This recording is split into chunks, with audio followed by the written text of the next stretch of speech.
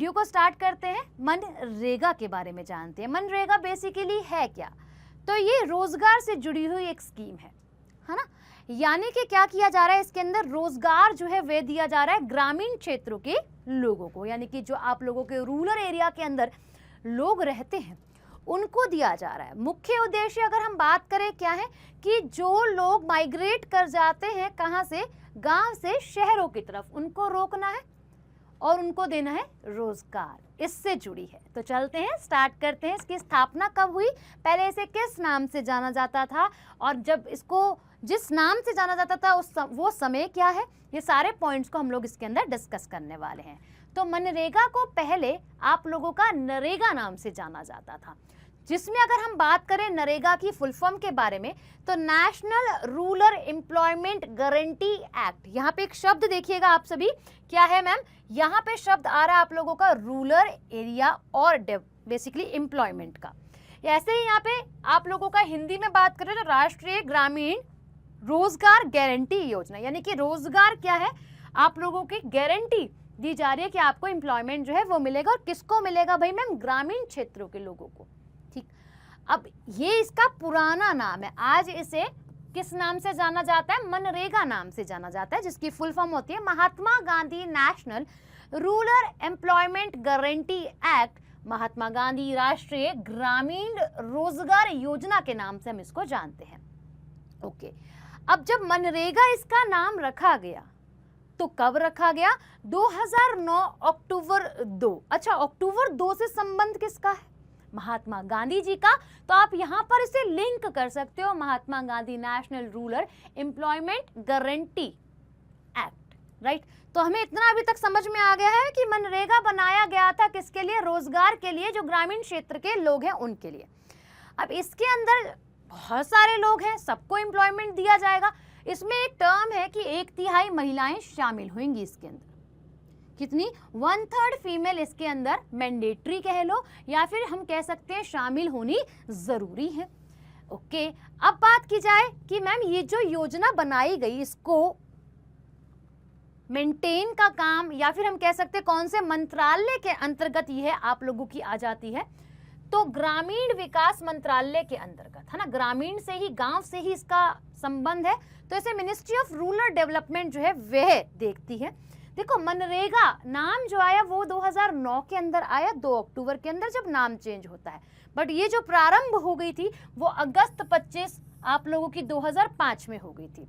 अब प्रारंभ होना उसके बाद लागू होना, दोनों में अंतर है। 2 फरवरी 2006 और 200 जिलों के अंदर लागू हुई, राइट। यानी कि प्रारंभ होके लागू होना और उसके बाद पूरे भारत के अंदर लागू हुई, वो था आपका अप्रैल 1, 2008। ये तीनों डेट्स, 3 नहीं बेसिकली 4 डेट हो गई आप लोगों की। एक तो मनरेगा जब नाम पड़ा तब, एक प्रारंभ हुई, एक लागू हुई, तीसरी आप लोगों की पूरे भारत में, जब पूरे संपूर्ण भारत के अंदर लागू हुई। जब इसको लागू करा गया था तो केवल 200 जिले थे, पर पूरे भारत में इसको 2008 के अंदर लाया गया, 2006, 2 साल लग गए आप ये कह सकते हो पूरे भारत में इम्प्लीमेंट होते होते। अब जानते हैं क्या है इसके अंदर, आपको स्टार्टिंग में तो बता दिया, बट थोड़ा सा इसके अंदर डीप डाउन चलेंगे तो हम लोगों को क्या क्या देखने के लिए मिलेगा। अब रोजगार दिया जाएगा तो अल्टरनेटिव तरीके से दिया जाएगा। यहाँ पर लिखा है आप लोगों का वैकल्पिक रोजगार जो है वो लोगों को मिलेगा, ग्रामीण क्षेत्रों के लोगों को। अब इसके अंदर क्या होगा, गारंटी है कि जो फाइनेंशियल ईयर होता है हमारा, वित्त वर्ष होता है, उसमें 100 दिन एम्प्लॉयमेंट दिया जाएगा व्यक्ति को। तो वही लिखा है कि अगर हम बात करें वित्त वर्ष की, अपने एवरी फाइनेंशियल ईयर की, तो एडल्ट मेंबर जो है आप लोगों का, वयस्क सदस्यों की अगर हम बात करें तो 100 दिन उनको रोजगार जो है वह दिया जाएगा।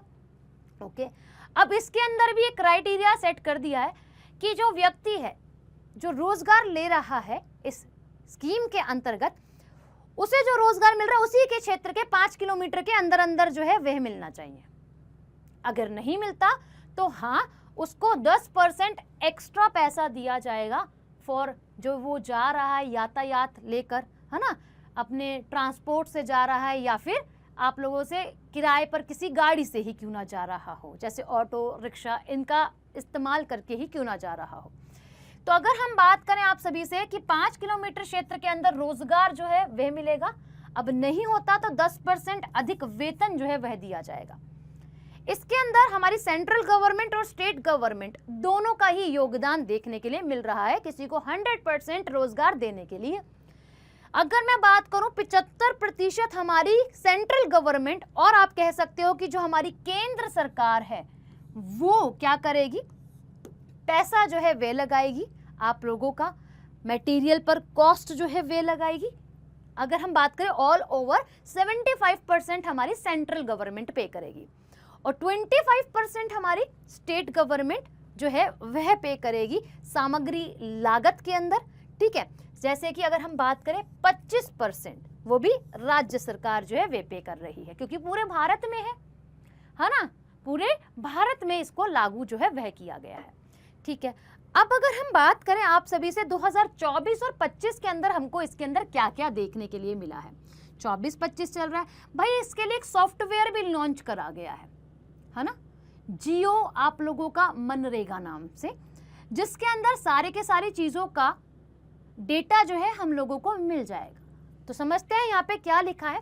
पहले यहाँ आ जाते हैं, जैसे मैंने पॉइंट अभी आपको डिस्कस करा।